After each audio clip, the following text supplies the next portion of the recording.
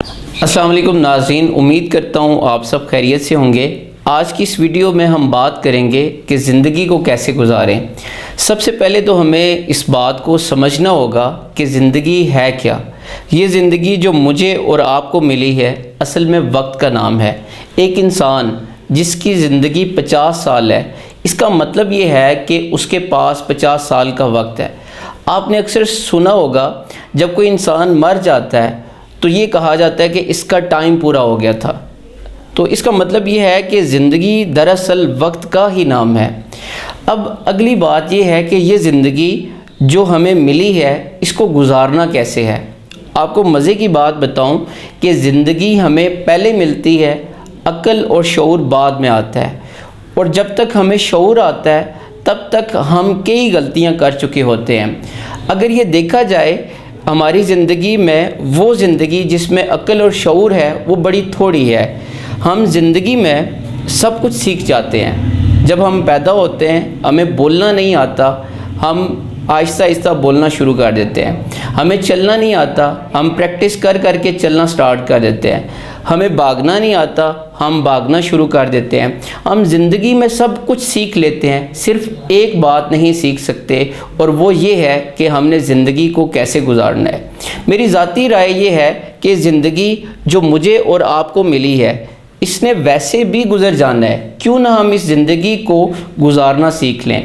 Robin Sharma کی ایک بک ہے جس کا ٹائٹل ہے ہو ول کرائی وین یو ڈائی، کہ جب آپ مریں گے تو کون روئے گا۔ اس میں رابن شرما اس بک کے بالکل سٹارٹ میں لکھتا ہے، رابن شرما کہتا ہے کہ میرے باپ نے مجھے کہا کہ جب تم پیدا ہوئے تھے، اس دنیا میں آئے تھے تو ساری دنیا خوش تھی، صرف ایک تم تھے جو اس وقت رو رہے تھے۔ تو رابن شرما کہتا ہے کہ میرے فادر نے کہا کہ تم زندگی اس طرح گزارنا، جب اس دنیا سے جاؤ تو ساری دنیا رو رہی ہو، صرف تم ہو جو خوشی خوشی اس دنیا سے چلے جاؤ۔ ہماری زندگی کے 3 حصے ہوتے ہیں، ایک ماضی، ایک حال اور ایک مستقبل۔ اگر یہ دیکھا جائے تو انسان زیادہ تر یا تو ماضی کے پچھتاووں میں رہتا ہے یا اس کو مستقبل کی فکر ہوتی ہے۔ حالانکہ زندگی لمحہ حال میں موجود ہونے کا، زندگی کو گزارنے کے لیے پہلی جو ٹپ ہے، لمحہ حال میں موجود رہیں۔ آپ اپنے آپ کو، اپنے ذہن کو اس بات کے لیے تیار کریں کہ چاہے کچھ بھی ہو جائے، معاملات کتنے زیادہ خراب ہوں، آپ نے رہنا لمحہ حال میں ہی ہے۔ آپ نے ماضی میں کبھی کبھی جھانکنا ہے، ماضی کی غلطیوں سے سبق سیکھنا ہے، لیکن ہر وقت ماضی میں رہ کر باقی زندگی کو خراب نہیں کرنا چاہیے۔ جب آپ لمحہ حال میں موجود ہوتے ہیں تو آپ بہت ساری فکروں اور پریشانیوں سے آزاد ہو جاتے ہیں۔ آج اگر آپ یہ دیکھیں تو لوگوں کے پریشان ہونے کی سب سے بڑی وجہ یہی ہے، یا تو ان کے پاس ماضی کا بوجھ ہوتا ہے یا ان کو مستقبل کی بہت زیادہ فکر ہوتی ہے۔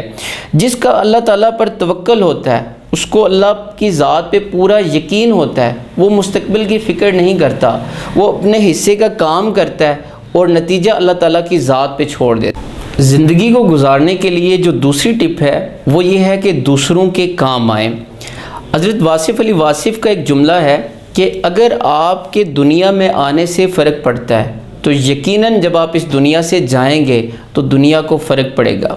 بدقسمتی سے ہماری گھر کی تربیت اور تعلیم کا نظام ہمیں یہ سکھا رہا ہے کہ زندگی صرف اپنے لیے جینے کا نام ہے۔ ہمارا جو تعلیم کا نظام ہے صرف وہ فرد واحد کی کامیابی پہ منحصر ہے، حالانکہ انسان کو جب عقل اور شعور آ جائے تو انسان کو یہ بات سمجھ لینی چاہیے کہ زندگی صرف اپنے لیے جینے کا نام نہیں ہے، زندگی دراصل دوسروں کے کام آنے کا نام ہے۔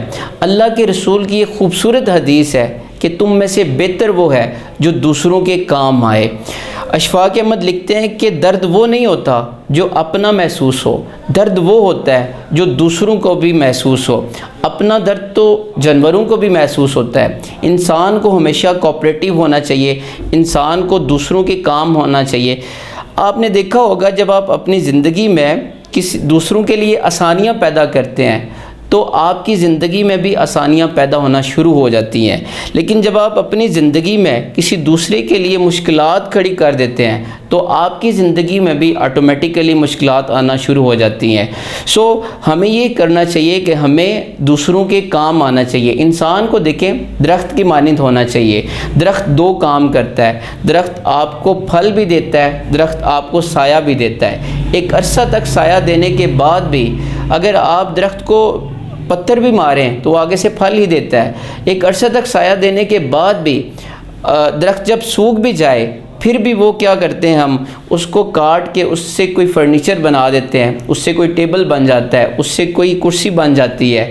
اس کرسی پہ ہم بیٹھ سکتے ہیں، اس ٹیبل پہ ہم بیٹھ کے کام کر سکتے ہیں۔ اس کو کئی عرصہ استعمال کرنے کے بعد بھی وہ بیکار نہیں جاتی۔ جب وہ خراب ہو جائے ہم اس کو جلا کے ایندھن بنا لیتے ہیں۔ تو اس سے ہمیں یہ سبق ملتا ہے کہ ہمیں فروٹفل ہونا چاہیے، سوسائٹی کے لیے فائدہ مند ہونا چاہیے۔ آج کی یہ جو ویڈیو تھی کہ ہمیں زندگی کو کیسے گزارنا چاہیے، تو سب سے پہلی بات تو یہ ہے کہ ہمیں سمجھنا چاہیے کہ یہ زندگی ہے کیا۔ زندگی کیا ہے؟ دراصل وقت کا نام ہے، اور اس کو گزارنا کیسے ہے۔ زندگی ہمیں پہلے ملتی ہے، عقل اور شعور بعد میں آتا ہے۔ ہمیں جب شعور آ جائے تو ہمیں سمجھ لینا چاہیے کہ ہم نے زندگی کو کیسے گزارنا ہے، کیونکہ اس زندگی نے ویسے بھی گزر جانا ہے۔ ہم اللہ کے سامنے یہ جو زندگی ہمیں ملی ہے اس کے لیے جواب دہ ہیں۔ تو اس کے لیے میں نے 2 آپ کو ٹپ بتائی ہیں۔ اس میں پہلی ٹپ یہ ہے کہ چاہے جتنے مشکل حالات ہوں، جو مرضی ہو جائے، آپ لمحے حال میں موجود رہیں، کیونکہ زندگی پریزنٹ مومنٹ کا نام ہے۔ چاہے جتنی مشکلات ہوں، جب آپ پریزنٹ مومنٹ میں ہوں گے آپ بہت ساری فکروں اور پریشانیوں سے آزاد ہو جائیں گے۔ زندگی کو گزارنے کے لیے دوسری ٹپ جو میں نے آپ کو بتائی ہے کہ انسان صرف اپنے لیے جینا نہ شروع کرے، بلکہ انسان دوسروں کے لیے جینا شروع کرے، دوسروں کے کام آئے۔ اللہ تعالی ہم سب کا حامی